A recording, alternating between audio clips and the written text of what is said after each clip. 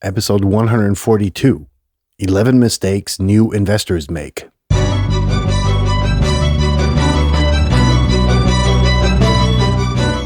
You're listening to the very best podcast in the world on health, wealth, and happiness. Please remember to leave a review and share with all your friends and family. And here is your host, Lars Hilser.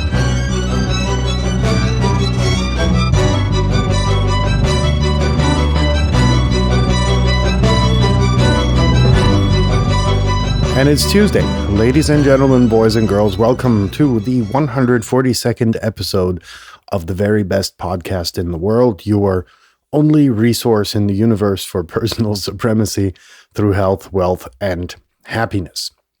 Now, I promised you yesterday that we're going to talk about investing.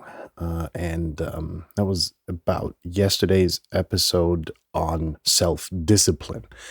And I wrapped my head around what we're actually going to be talking about today in context to investing. And I came across, it was like the first money I burned personally on the stock market was probably the most valuable lesson. So I thought, what could be the most interesting aspects to convey in context to financial literacy, I think. One of these things that doesn't get taught in school, right? It's something that you have to learn by yourself, and a lot of us do so in a quite expensive and painful fashion, because the first money for most of us that we invest is money we've worked quite hard for. And unless you reach that stage where you detach from money and realize that, you can earn it back when you lose it, and that the only finite resource in your life is time, it becomes even exponentially more painful when you lose. So I put together a list of 11 mistakes that investors tend to make, new investors. And to prevent you from going through that similarly painful experience, I am going to share these with you today. Now, housekeeping, this is not investment advice, period, exclamation mark, question mark, exclamation mark, one. This is merely based. A lot of the stuff I mention here is based on my experience, and in preparations for the episode, kind of resurfaced the pains that I went through, when I started with my first money. So without further ado, let's get started. The first thing that came to my mind in context to, or was in context to the Wall Street bets thing going on, with AMC and all of these hype stocks like Apple and Tesla and, all of those tech stocks. Now, we've been through a tech bubble already that burst and cost a lot of people shitloads of money. And it's like a lot of people haven't learned their lesson. So it's not only about buying hype stocks. It's about, first of all, creating the foundation of your portfolio with solid, reliable stocks with a long-term performance that isn't going to knock you off your feet. But that's not what investing is about. So that brings us to number 2, which is mistaking trading with investing. So imagine the investing thing being, you dump a bunch of money into a very solid stock or share, or where in the world you're from, and whatever you call it. You lock it up, you throw away the key, and that's investing. Trading is sitting in front of your computer all day, looking whether stocks or Forex things moving, trying to predict trends and betting on those trends to be fulfilled and shorting and going long and whatever not. That has an interesting consequence. You're never going to win, seriously. I had papers on gold a few years ago, and I just bet, I don't know what it was, not an insignificant amount of money, 25,000 euros. So the option was that that gold would reach a certain value in dollar, and if that value were reached, I was going to be filthy rich. And I think, let's because I forgot, let's say gold was going to go $2,000. So at $1,990, some asshole motherfucker dumped tons of paper gold into the market, which led to the course to the value of gold to deteriorate, and the option that I held expired. The money was gone. So whenever there's an interest in a paper, that would leave you filthy rich, somebody's going to do something about that. And usually it's the bank. The bank always fucking wins. So fly under the radar, and then you're going to be good. Don't expect too much. Now, 3, copying another person's stock picks. And that's usually something, that's something that, some of these platforms, online platforms advertise. Like, for instance, I forgot the name. I even have it on my phone because I used it for trading cryptocurrency. Remember? Trading, right? It wasn't investing in them. So that being said, what these guys do is they it's like imagine Facebook only based on stocks and papers and crypto and whatever not. So what happens there is you've got these superstars who invest in, and their performance is then kind of valued, and you can copy their portfolio accordingly. Now, the problem is that these guys are going to constantly adjust, 1. Number 2, when you fuck up, right, because they fucked up, you're going to be you're going to, shift the responsibility for your money away from yourself. And that's kind of like where this is going. So don't, listen to recommendations. Very important aspect also, because more often than not, they're going to be pump and dumps, meaning that, influential people try to get a lot of other people to buy into stock for the course to increase the course. Is it the course, the value, whatever, to increase. And then they're going to sell their position when everybody's bought in, make a lot of money. The stock price is going to deteriorate, and you're going to be poorer than you were before you started it. So do your own research, because that's really an important foundation. And that leads us to number 4, reading up on how to invest. That's very, very, very, very, very fundamental. And you have to learn what everything is, what the instruments are, what leverages there are, how you can profit, how from what type of investment instrument, et cetera, et cetera, et cetera. So that's very, very, very important. Number 5 is the failing to diversify. And that's one thing with the hype stocks that I mentioned in number 1. Diversifying in this context means that you buy not only, let's say you have $100,000 to invest.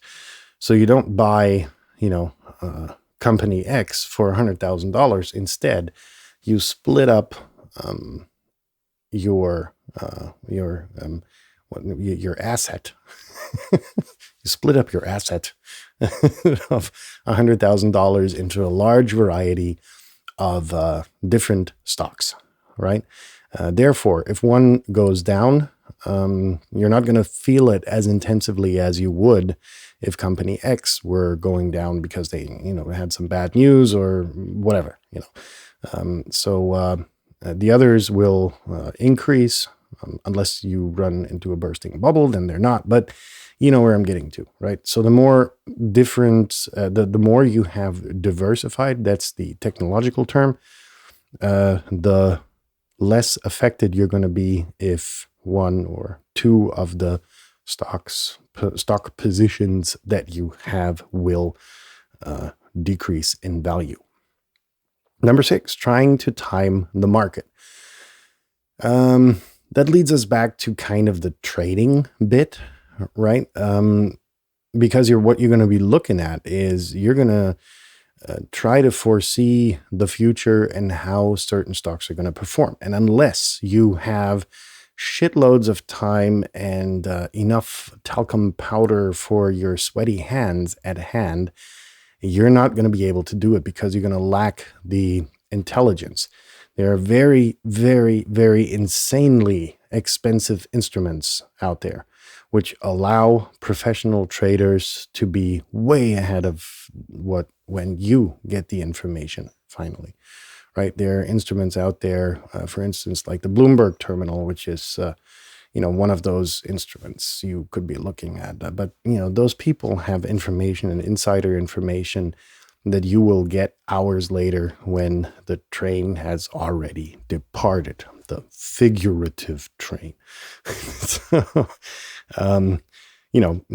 look for long-term things unless you really want to get invested time and energy-wise, then it's something different. Number 7, selling on the first drop. You're going to have adjustments in the stock prices, share prices, whatever. And those are normal. So don't panic when a stock goes down 1 or 2% and you sell, because then once the adjustment is completed, what you're going to be looking at is the course increasing in probably a matter of seconds, maybe minutes, maybe hours. The fact is that you're not going to be in front of the screen to buy back in to make up for these 1 or 2% that you initially lost. So look at it long term. That's one of the main and very important and fundamental things to keep in mind. Long term. Hope I got that into everybody's head now. Number 9, buying based on dividend yield. So this is more technical. So a stock you can profit in 2 ways, mainly. There are more ways, but let's look at the main 2 ways. Number 1, you can profit from the course, from the stock price increase. So you buy it at $10, you hold it at 20, you eventually sell it at $30, which gives you a profit of $20 per share. However, if you hold the stock a certain amount of time, you're going to be eligible for dividends. Dividend is basically a thank you of the company that you invested in, saying, hey, thanks for, lending us money. Here is, $2 per share that you have at that moment. And let's read into what company pays dividend in which ways. There are many different rules and regulations and ways it is done. So that's a lot of reading up. Sorry. Before we continue, I promised to bug you. I forgot in the introduction. Sharing is caring. Anyone you could conceive to be financially not really literate, share this episode with them. And if you are subscribed, good for you. If you're not subscribed, shame on you. Hit the subscribe button, go to theverybestpodcastintheworld.com. Under every single episode and webpage, there are little itty-bitty colorful icons for your favorite podcast subscription service. Which brings us to number 10. And number 10 is not taking fees into account. And that's a very dreadful mistake. Number 1, you're going to have fees that you're going to have to pay. So let's say you buy a stock at $10 and you want to sell it at 11 and the fees are $1 per share, whatever. The plan is that you bought into, you're going to have a bad time because, the expected outcome was $1 and you only got 50 cents because the bank, took another 50. But that's not it. A lot of countries that you trade investment vehicles in are going to require taxes, right? And those usually come a year or so later when you have to declare, you do your income tax thingamajigger, depending on the country that you're in. And then they're going to be like, oh, wow, you made a lot of money with stocks. We want 50% of that. And then you have, unfortunately, already spent 100% of that on, I don't know, a new kitchen or a new house or a new car or whatever. And then you're going to have a bad time. So make sure to be very detailed about, certain tax-free thresholds that may exist in your country. Are there capital gains tax? Are there whatever, make sure to be aware of that, because that moment will come when the taxman rings the doorbell and says, hey, look, we pay up today. And then you're going to be pretty fucked. Number 11, trusting financial news. Don't. Never. Read between the lines. And if something interesting happens, this kind of coincides with what I mentioned earlier. It's the moment you get the news, everyone else already got it and reacted. So it could, let's not demonize it all the way, right? Let's be fair and say that moment when you get the news, everybody has it, everybody's reacted. However, the wave that this creates can be, a rather shallow one that you can ride on for another while. Good news sometimes go a long way, and therefore it's important to determine how to go. Bonus number 12, try to get yourself familiarized with everything. Normally, trading platforms have demo accounts that you can sign up to, where you get, $100,000 of play money, and you would you invest that into the stocks and shares and whatever currencies. And when shit goes south, you're not gonna be broke, but you're just gonna have wasted this play money that they give you. The data that you have there are the actual markets, so your investment performance is going to be, identical to the as if you were investing real money at that time. However, familiarize yourself with the platform. How do I buy? How do I sell? And that kind of ordeal before you actually start to invest your hard-earned cash. Now, I think we have everything covered. I'm going to be out for today, and I hope you have a successful day ahead of you. And if you've already had your successful day, have a good night. And we'll be in touch tomorrow when we're going to be talking about some kind of social experiment, I hope. See you soon. Stay safe, and we'll be in touch tomorrow. Peace out.